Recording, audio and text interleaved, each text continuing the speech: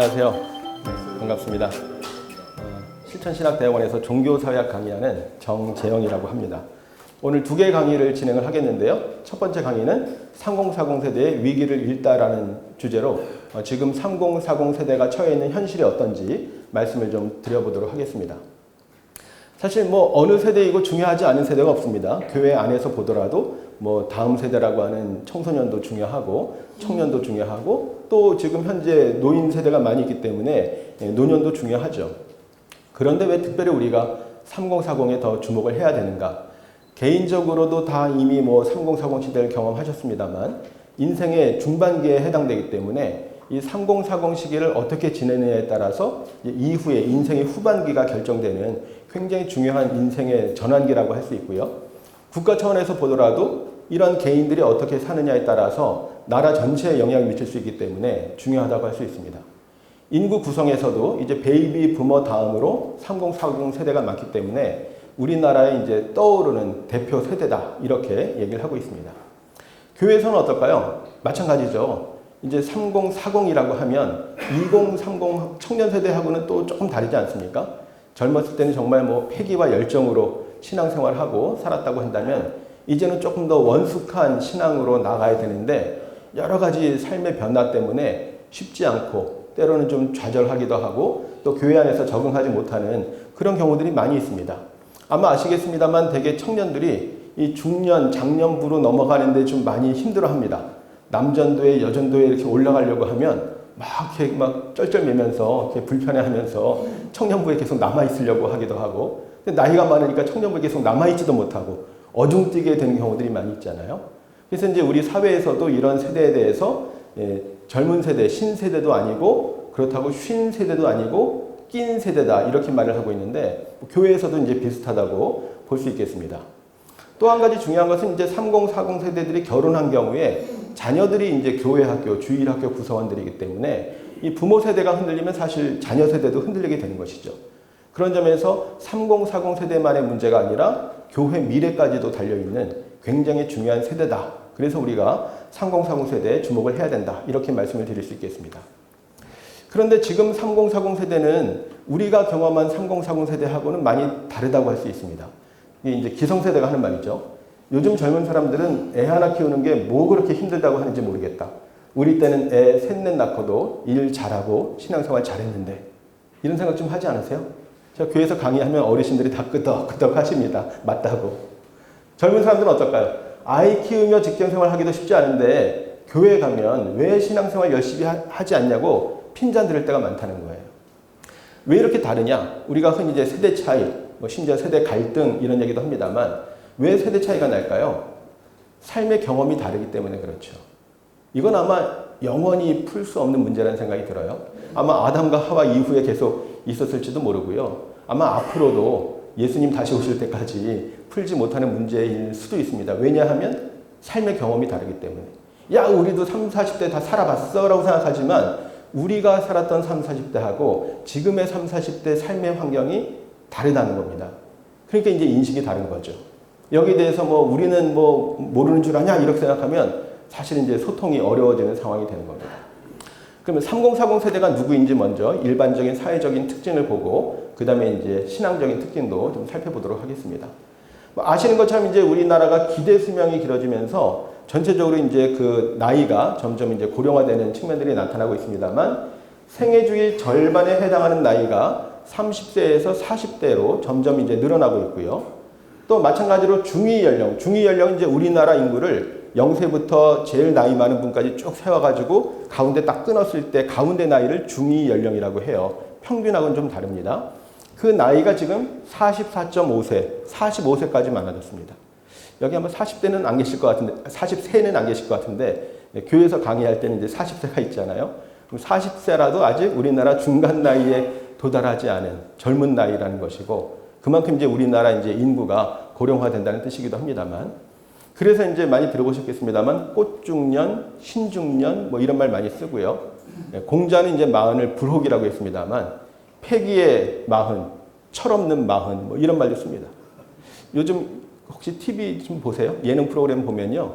옛날 같으면 정말 20대 청년들이 와서 웃기고 코미디하고 그랬는데 요즘엔 40대, 50대도 나와서 뭐 돌싱이라고 하면서 나오기도 하고 뭐 이런 것들 많이 보잖아요. 그러니까 나이에 대한 인식이 많이 바뀌고 있고요.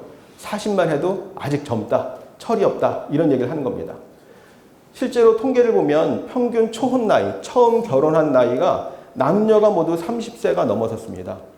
우리 옛날에는 뭐 30이 되도록 결혼하지 않으면 노자 하나 붙였잖아요. 뭐 좋은 말은 아니지만 노총각, 노처녀 이런 말 많이 썼는데 좋은 말도 아니지만 요즘에는 또 쓰기가 더 어렵게 된 겁니다. 왜냐하면 30이 돼도 결혼 안 한 사람이 대부분이고요. 30에 결혼하면 일찍 결혼했네 이런 말 들을 상황이에요. 40대 남성 5명 중에 1명이 미혼입니다. 40대인데도 5분의 1은 미혼이고요.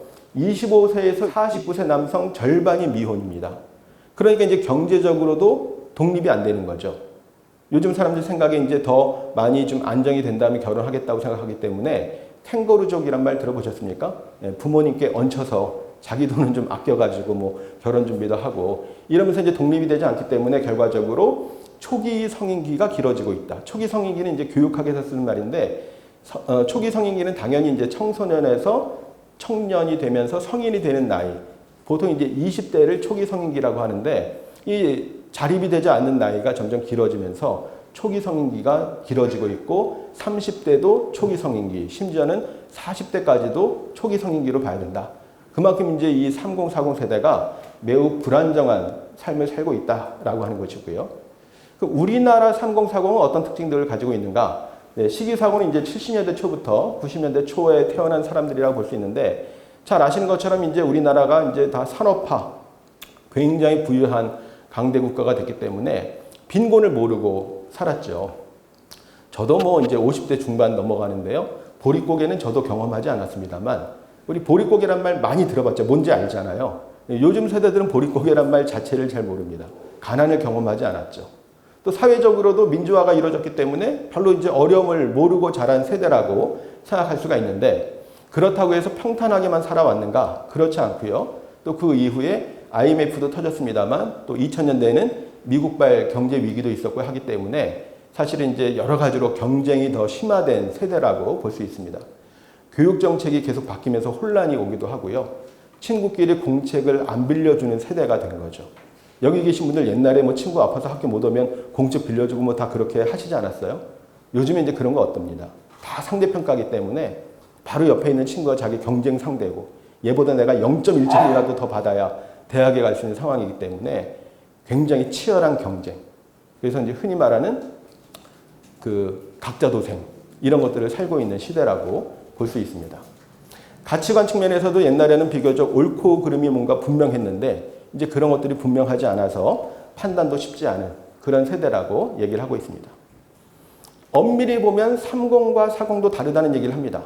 사실 이제 40대라고 하면 이전에 말했던 이제 X세대하고 좀 겹칩니다. X세대 들어보셨나요? 옛날 이제 서태지의 아이들로 대표되는 신세대라고 했던 세대가 이제 X세대고 그 세대가 지금 40대에 걸쳐 있고요. 사실 이제 30대라고 하면 요즘 말하는 MZ세대 아시죠? MZ세대. MZ가 대충 이제 20대, 30대인데 30대가 이제 그 밀레니얼 세대에 해당하는 거죠.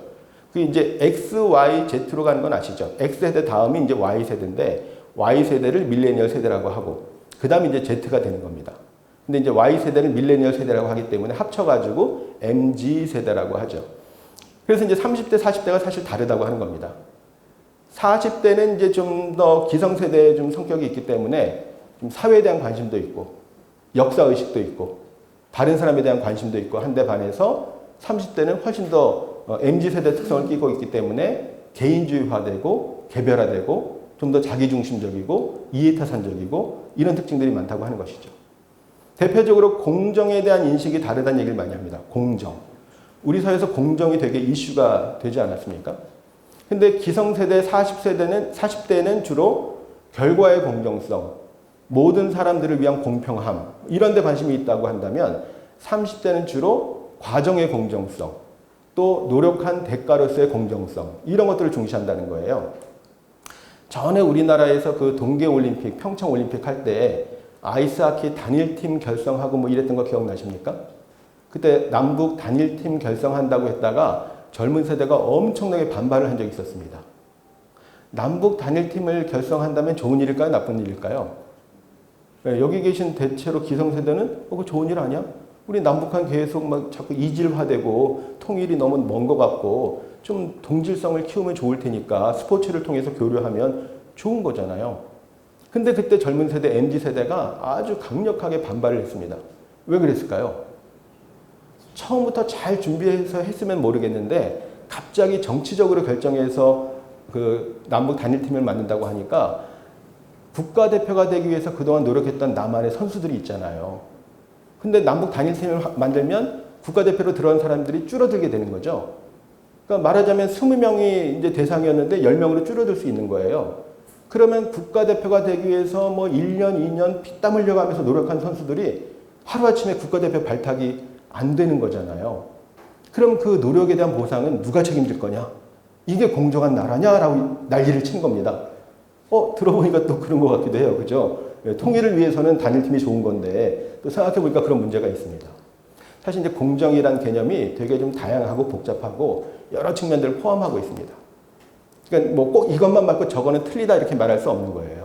되게 기성세대나 좀 40대 이상에서는 이런 공정 개념을 중요하게 생각하고 2030은 좀 다른 공정성을 생각한다고 하는 것이죠. 이런 차이가 있다는 걸 이해하는 게 무엇보다도 중요합니다. 그런데 3040 세대가 아까도 말씀드렸던 것처럼 평탄하게 살아서 풍요롭게 살고 있느냐? 그렇지 않다는 얘기들을 많이 하고 있습니다. 지금 이 3040 세대 이후에 아마 최초로 부모보다 경제적으로 더 어려운 세대가 될 것이다 라는 얘기를 많이 하고 있습니다. 여기 계신 아마 많은 우리 그 기성세대 성도님들은 굉장히 나름 열심히 노력해서 뭐 예를 들면 자수성가를 이루기도 하고요. 어느 정도 좀 뭐 재산을 모으기도 하고 최소한 우리 부모님보다는 조금 더 나은 삶을 살고 있지 않은가 모르겠어요. 그렇지 않을까요? 네, 뭐 전쟁 경험하고 더 올라가면 일제 강점기 경험했던 부모님 세대보다는 그래도 조금은 더 나은 삶을 살고 있다고 할 수 있는데 아까 말씀드린 대로 요즘 젊은 사람들은 부모 도움이 없으면 조상의 빛난 얼을 이어받지 못하면 내 집 장만하기도 어렵고 살기 어렵다는 얘기들을 많이 하고 있습니다. 그래서 아마 나는 평생 내 집을 못 가질 것 같아 이런 얘기들을 자녀들이 하는 거예요. 88만 원 세대라는 책 보신 적 있으시죠? 네, 뭐 나온 지 오래됐습니다. 이 무슨 뜻일까요? 당시에 청년들이 대부분 비정규직이었는데 받는 월급을 평균을 내보니까 88만 원 정도 된다는 거예요. 다시 당시 청년들을 88만 원 세대라고 했습니다. 이제 한 10년 지나서 이제 이들이 3040 세대가 된 거예요. 그러니까 처음 사회 초년생일 때부터 경제적으로 여유가 없고 그런 삶이 지속되고 있고 또 일부는 취업 자체가 잘 되지 않아서 실업인 상태로 유지가 되는 니트족이라고 들어보셨습니까? 네, 그 취업을 위해서 훈련을 받거나 또 노력을 하지 않는 구직 단념자. 그래서 우리가 통계를 내면 실업자 통계가 나오는데 그 중에서 그냥 쉬었음이라는 항목이 있습니다. 그냥 쉬었음. 이게 그냥 구직 포기자예요. 취직이 안 될 것 같으니까 그냥 아무 생각 없이 쉬는 사람이 생각보다 많습니다. 그래서 이 3040 세대가 실제로 부모보다 잘 살지 못하는 이런 세대가 될 것을 우려를 하고 있는 것인데 결혼율 통계를 보니까 이건 기독교 통계가 아니고요. 일반 사회 통계를 보니까 결혼율하고 경제 수준이 상관관계가 아주 높아요. 비례한다는 얘기입니다. 무슨 말이냐 하면 결혼한 사람들은 대체로 경제 수준이 높은 사람들이고 결혼하지 않은 사람들은 경제 수준이 낮은 사람들이라는 거예요. 실제로 어느 정도 갖춰야 결혼할 수 있다고 생각을 하는 것인데 아마 둘째 시간에 보겠습니다만 기독교인들, 청년들 생각도 크게 다르지 않은 것을 볼 수가 있습니다. 그러면서 나타나는 것이 여러 가지 이제 그 1인 가구로 사는 사람들이 어려움을 겪고 있다는 통계들도 많이 나오고 있는데요. 우리나라 1인 가구가 굉장히 많다는 얘기는 들어보셨죠? 1인 가구가 혼자 사는 사람들 말하는 것인데 물론 독신자를 포함해서 뭐 주말 부부도 이렇게 1인 가구로 포함되기도 하는데요. 1인 가구가 우리나라에서 가장 많은 비중을 차지하고 있습니다. 우리나라는 그 뉴스 같은 걸 보면 4인 가족 기준으로 뭐 코로나 때 재난지원금 얼마 뭐 이런 얘기 뉴스에 나오잖아요. 4인 가족 기준으로 여름 휴가비 얼마, 4인 가족 기준으로 김장비 얼마 이렇게 나오지만 4인 가족은 사실은 별로 많지 않습니다. 10% 될까 말까 하고요. 가장 많은 비중을 차지하는 것은 1인 가구, 혼자 사는 사람. 혼자 살다 보니까 결국에는 죽음도 혼자 맞이하게 되는 고독사가 많이 발생을 하고 있습니다. 그러니까 혼자 사는 삶이라는 게 우리 뭐 예능 프로그램 보면 나 혼자 산다인가요? 그런 것 좀 가끔 보세요. 혼자 사는 게 재밌어 보여요. 모든 유부남, 유부녀들의 꿈은 싱글 라이프라고 뭐 그런 얘기도 하는데요. 네, 여기 계신 분들은 안 그러시죠? 요즘 이제 세태에 그런 얘기들 많이 하고 있습니다. 혼자 사는 게 너무나 재밌어 보이고 뭐 세련돼 보이고 이렇게 보이기도 합니다만 사실은 굉장히 많은 뭐 질병이라든지 이런 문제로부터도 자유롭지 않은 굉장히 좀 녹록지 않은 삶을 살고 있는 것을 볼 수가 있습니다. 이제 종교 얘기를 좀 말씀드리도록 하겠습니다. 이런 어려운 삶을 살고 있는 사람들에게 뭐 기독교가 됐든 또 다른 종교가 됐든 종교가 중요한 역할을 해야 되는데 이 세대가 정작 종교에는 별로 관심이 없습니다. 지금 우리나라에서 크게 이슈가 되는 것 중에 하나가 무종교인이 늘어나고 있다고 하는 것인데요. 종교 없는 사람의 비율이 보이십니까? 몇 퍼센트예요?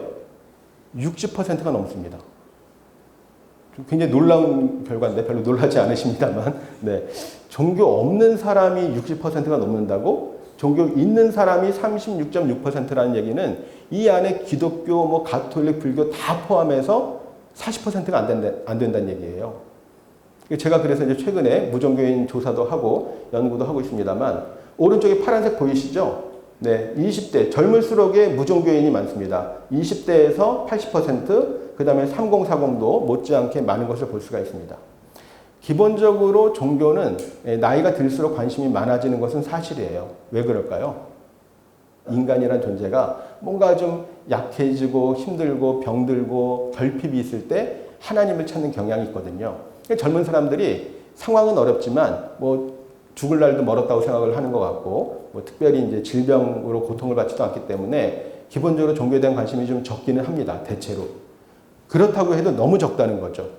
20대에서는 20%가 채 안 되고요. 5명 중에 종교 있는 사람이 1명도 안 된다는 얘기예요. 그리고 3040으로 올라가도 5명 중에 1명, 1명 반 정도 될 정도로 종교에 대해서 굉장히 관심이 적은 것을 볼 수가 있습니다. 그 다음에 이것은 이제 기은실이라는 단체 들어보셨습니까? 기은실이라는 단체가 교회 신뢰도 조사를 하고 있는데 이건 뭐냐 하면 종교인들 다 포함해서 일반 국민들에게 교회를 신뢰하는지를 조사를 한 겁니다. 그렇게 했을 때 신뢰한다는 응답이 21%가 나왔습니다. 많은 걸까요? 적은 걸까요? 교회에 다니는 사람들 개신교라고 하는데 개신교 신자가 몇 퍼센트 될까요? 우리나라에서. 전에보다 좀 많이 줄어가지고 이제 한 16, 17% 됩니다. 20%가 안 돼요. 그런데 지금 여기에 신뢰한다는 대답이 21%니까 거의 뭐 기독교인 비율과 크게 다르지 않은 것을 볼 수가 있습니다. 반면에 신뢰하지 않는다. 부정의 응답이 74%예요. 그러니까 3배가 넘는 겁니다. 신뢰한다는 대답보다도 신뢰하지 않는다는 대답이 3배나 되는 거예요. 그 다음에 이제 우리가 말씀드린 대로 여기에는 이제 종교인, 무종교인 다 포함되어 있는데 1차적인 전도의 대상이 무종교인, 종교가 없는 사람이라고 본다면 무종교인의 대답이 궁금하잖아요. 무종교인은 10.6%. 전체 평균의 절반밖에 되지 않습니다. 종교가 없는 사람은 10명 중에 1명만 교회를 신뢰한다고 하니까 굉장히 부정적인 결과이고요. 그 다음에 교회를 신뢰하지 않는다는 대답 안에는 개신교 신자, 교회 다니는 사람들도 포함되어 있어요. 교회 다니는 사람 3분의 1 이상이 교회를 신뢰하지 않는다. 그리고 우리 교회는 교회 내부로부터도 크게 신뢰를 받지 못한다고 하는 매우 안타까운 결과들을 보여주고 있는데요. 오른쪽에 있는 내용을 보면 특히 30대가 교회에 대한 신뢰도가 더 낮다는 거예요. 가장 낮다는 거예요. 안타깝습니다만 목사님에 대한 신뢰도 더 낮습니다. 그러니까 일반 우리나라 국민들 30대에서 교회에 대한 인상이 더 나쁘다고 한다면 사실 그 뭐 도와주기도 어려운, 뭐 우리가 아무리 순수하게 도와주려고 해도 이게 잘 이렇게 의미가 없는 상황이 될 수도 있다고 하는 어려운 결과들을 보여주고 있습니다. 네, 이제 교회 안으로 들어가도록 하겠습니다. 제가 교회 약한 골이라고 표현을 썼는데요. 그게 책에 있는 그 제목이기도 합니다. 왜냐하면 여기 아래 나와 있는 것처럼 코로나 사태의 여파 속에서 이 3040 세대의 신앙이 크게 흔들리고 있다고 하는 겁니다. 혹시 플로팅 크리스찬이란 말 들어보셨습니까? 3040 세대는 딱 뿌리를 내리고 정착한 게 아니라 붕 떠 있다는 거예요.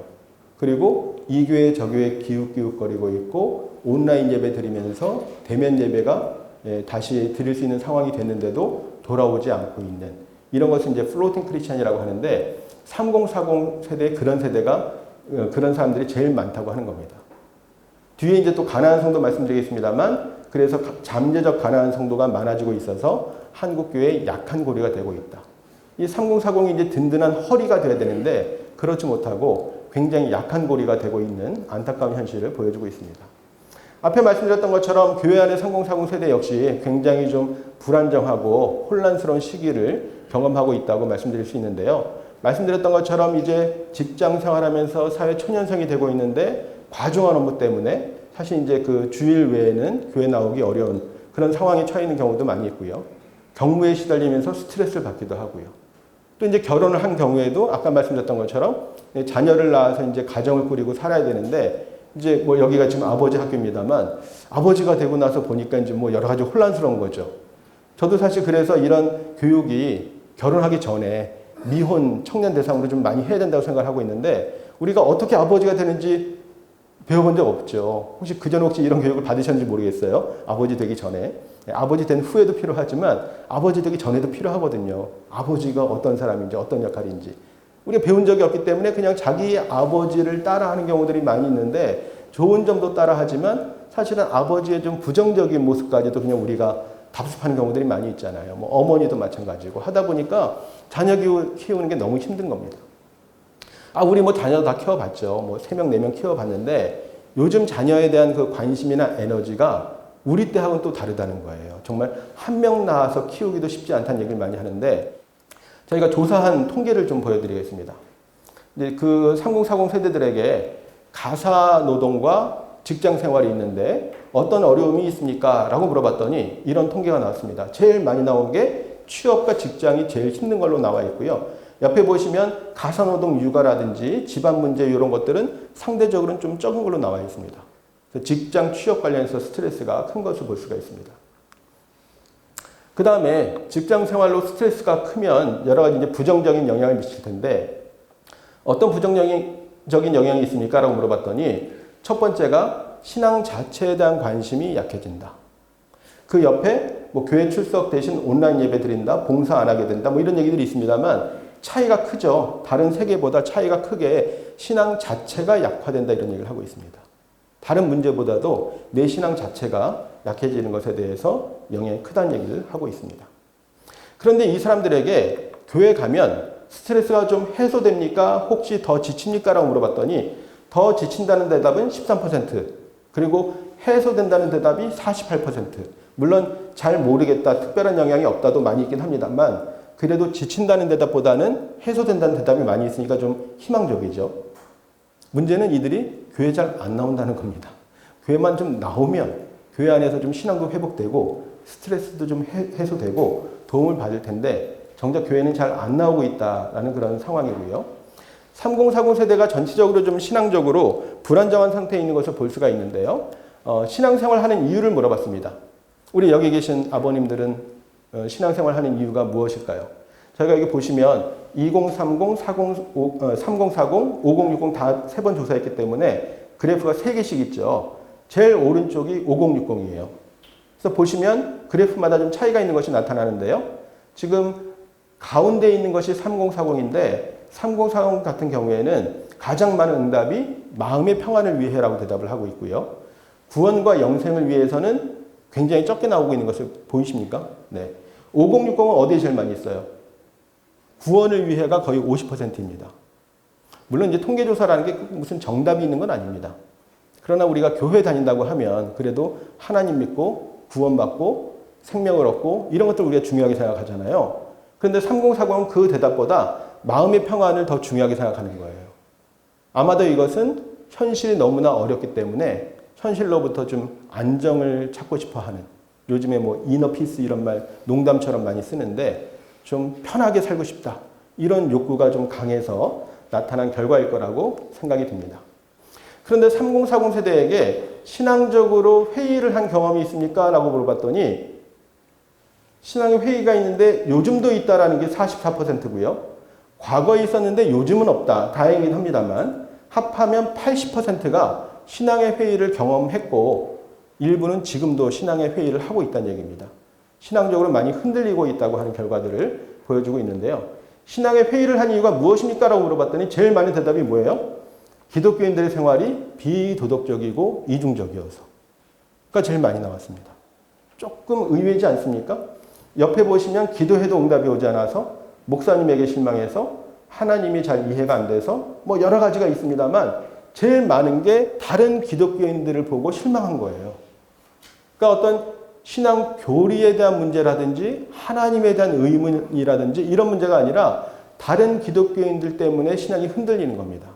뒤에 좀 말씀드리겠습니다만 이 3040 세대가 교회에 대한 어떤 사회적인 평판, 앞에서도 이제 신뢰도 말씀드렸습니다만 다른 사람들과의 관계 이런 것들을 좀 중시하는 경향이 있어요. 그런 것 때문에 신앙의 회의에서도 그렇게 영향받고 있는 것을 볼 수가 있고요. 그 다음에 자신이 10년 후에 어떤 신앙 상태일 것이라고 생각하십니까? 라고 물어봤는데요. 저희가 2030도 같이 물어봤기 때문에 두 개를 좀 보여드리고 있는데요. 제일 오른쪽에 보시면 기독교 신앙도 유지하고 교회도 잘 다닐 것 같다. 이게 가장 바람직하겠죠. 그런데 그 대답이 2030 때 조사하니까 53%였는데 3040 조사해 보니까 더 줄어들었어요. 53%도 높지 않죠? 그런데 3040은 더 줄어들었고요. 옆에 보시면 기독교 신앙은 유지하지만 교회는 잘 안 나갈 것 같다. 이런 사람 요즘에 뭐라고 하는지 아십니까? 일명 가난한 성도라고 하는데 신앙은 가질 거예요. 10년 후에도. 그런데 아마 교회는 안 나갈 것 같아요.